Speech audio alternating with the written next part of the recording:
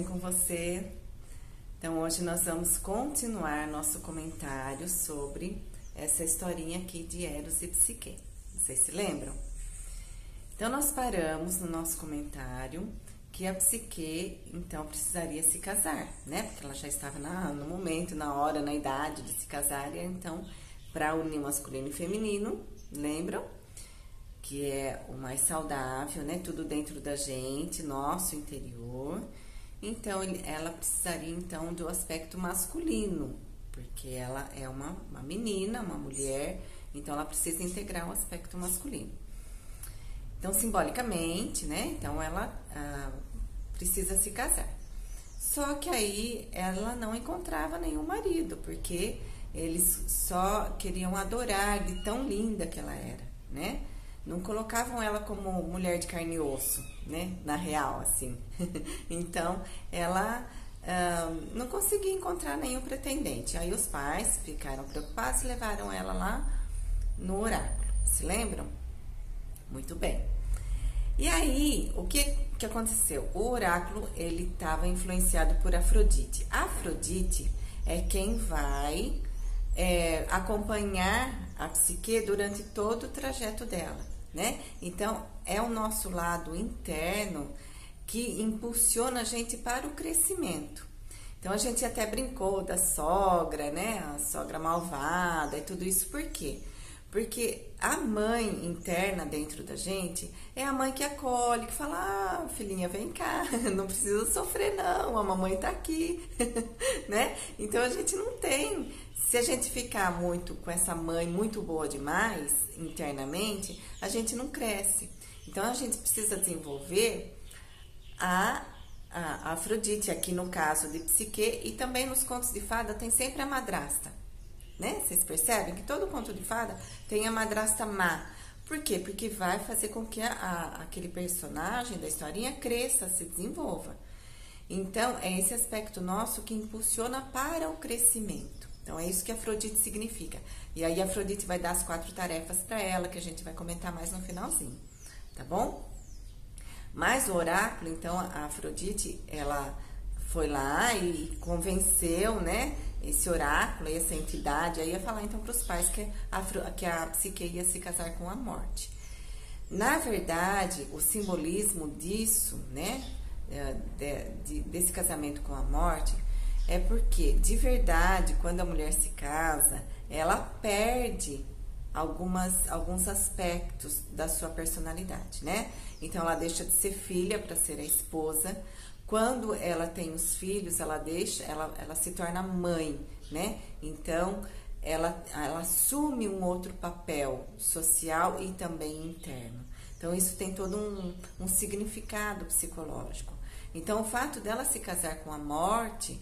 Então, simboliza que ela tem que perder, né, todo o estado dela de ingenuidade, ela tem que amadurecer, né? E é uma perda, então, às vezes até noivas choram no dia do casamento, a mãe da noiva chora, né? Porque é uma perda.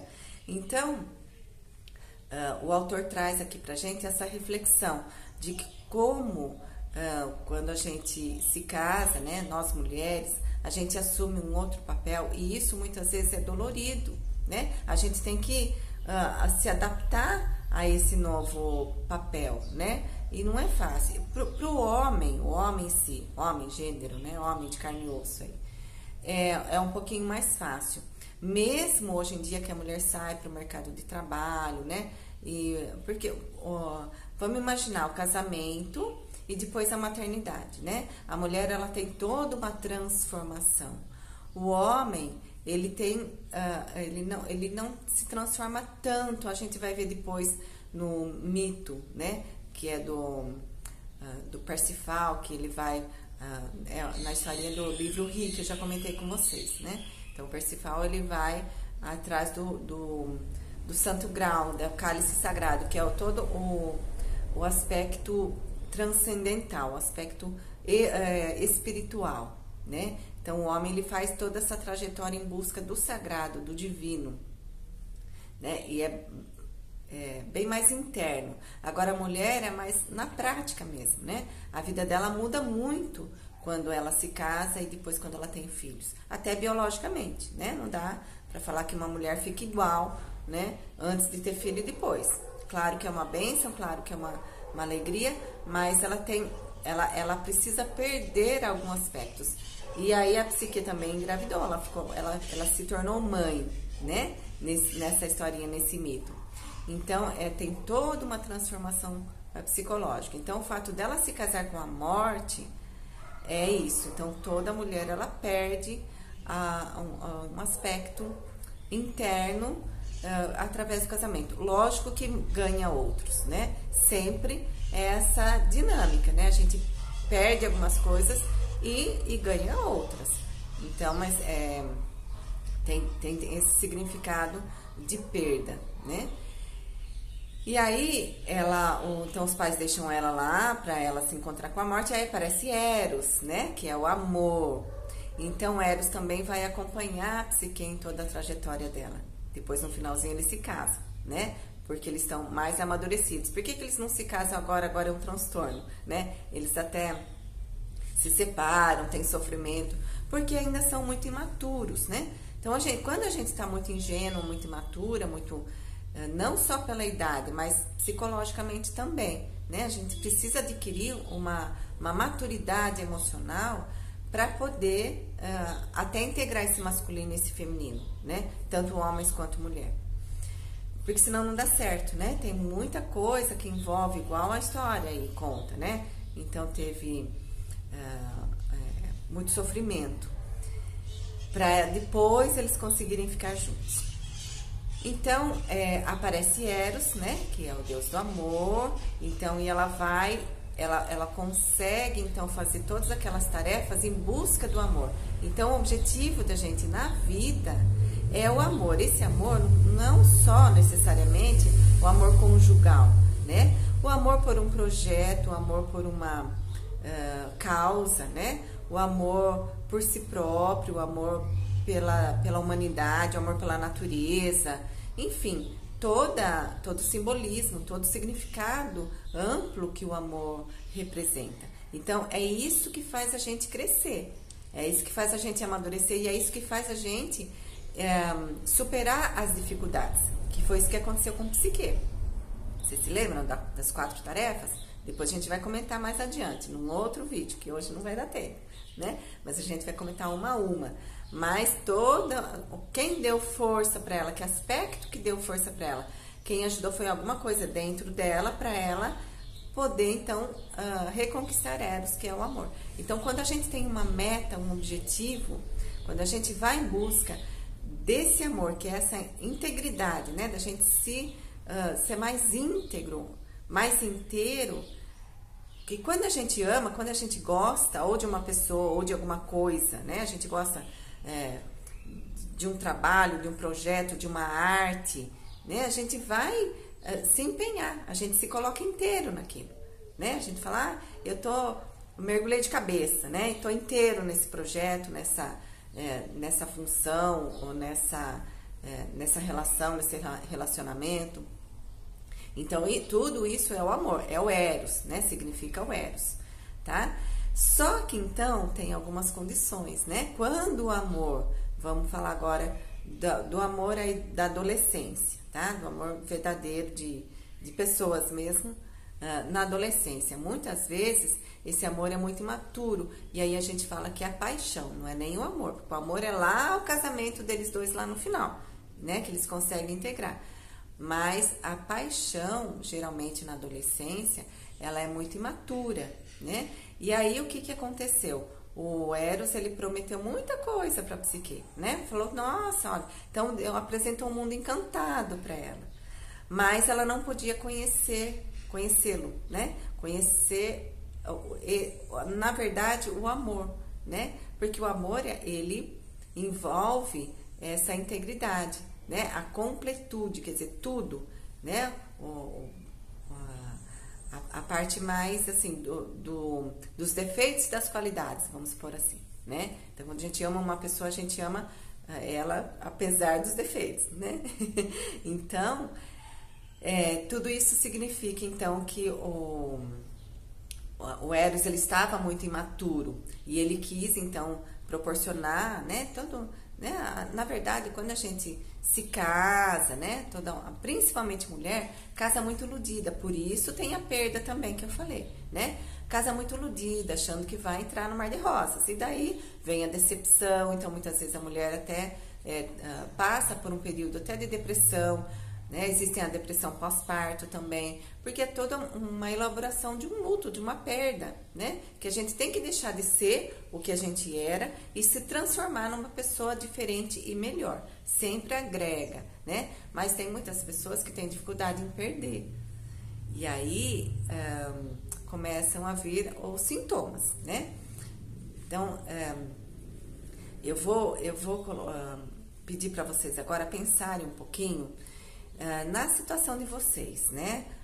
Da vida, o que vocês já passaram. Então, quais foram as perdas e os ganhos, né? Porque tudo na vida tem, né? Então, se a gente perdeu uma situação, uma condição humana, né?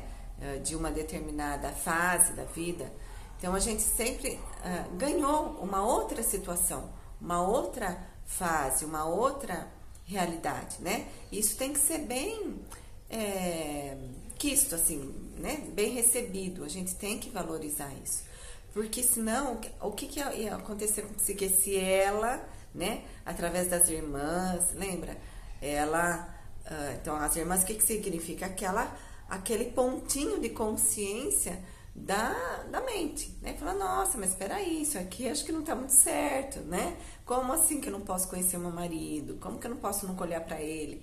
Então, aquele aspecto que as irmãs representam, que são aspectos mais maduros, né? Porque as irmãs eram mais velhas.